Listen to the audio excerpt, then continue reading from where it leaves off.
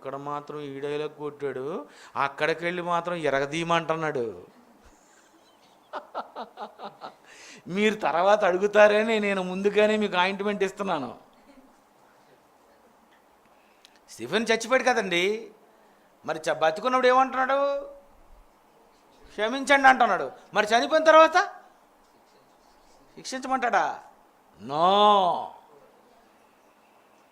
యేసుక్రీస్తును నమ్మిన తరువాత ఇక మనం ఏమైపోవాలంటే ఎవరినైనా క్షమించమని అనాలన్నమాట. అది స్టెఫెను నేర్పించిన బ్రహ్మాండమైన పాఠం.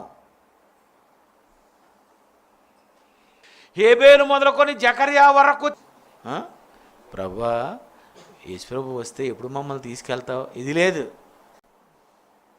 ఎందాక తీర్పు తీర్చక. చూసారు ఏమంటున్నారు వాళ్ళు?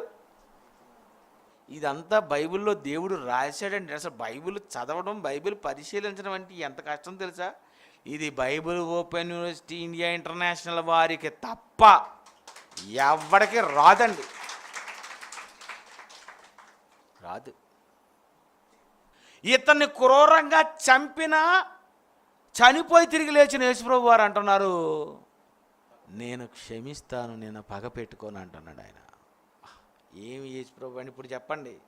యేసుప్రభు టాపా, ఆదాము టాపా? హేబేలు టాపా, యేసుప్రభు టాపా?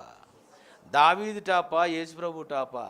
అబ్రహాము టాపా, యేసుప్రభు టాపా?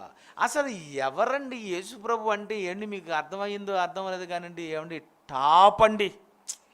ఈ భూప్రపంచంలో ఇంత క్షమించినటువంటి వ్యక్తిని మీరు చూపించండి ఒక్కడిని.